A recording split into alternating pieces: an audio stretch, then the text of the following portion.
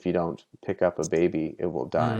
Even if you provide it everything else, we need contact as a species. We thrive in contact with each other.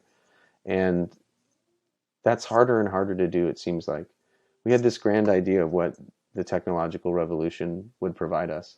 And instead of being this utopia where everyone's connected and feels unified on a front, there's this great dissolution of information where everyone is siloed in their beliefs, which are only reinforced in echo chambers that echo to eternity.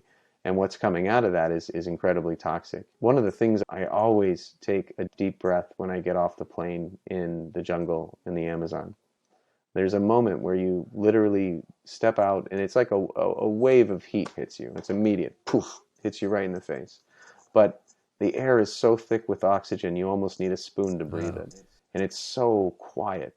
We don't realize like all the radio waves and the Wi-Fi and like we're everything around us is energetically so loud. And when I go to the jungle, that's all gone. And the jungle's loud with a different energy, don't get me wrong. The jungle's like terrifying in different ways and should be respected and revered. But it's a much more connected and intimate kind of energy.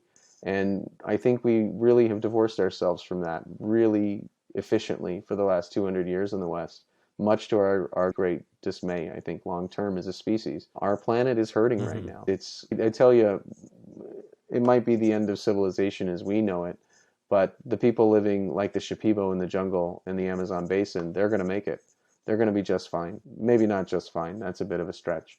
But there's a real connectedness to the way that they live life that I envy, clearly. And bringing people to that experience, not just for the medicine aspect, is beautiful, but it always reminds me of how necessary it is to have here in North America, to have a beautiful connected space that our indigenous people have tried desperately to keep alive from every corner of the United States. We have to have some places that are sanctuaries, and we have to defend them with our teeth and our nails if necessary. Blood, sweat, and tears might have to be what you need in order to really reclaim any sense of connectivity or recovery in this life. Yeah. We're working hard to do just that.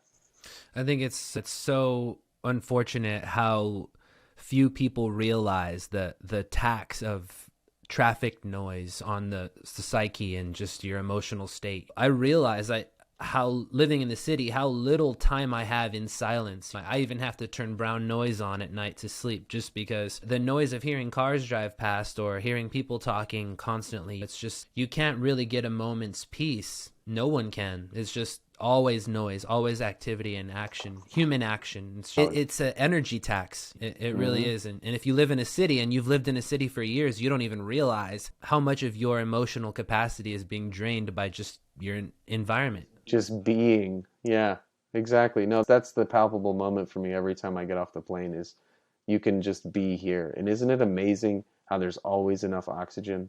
Like you can take a deep breath in here and there's plenty. There's no dirt or soot in the air. You're in the lungs of the planet. Let's be real. If you're trying to find a cleaner source of air, I defy you to find it.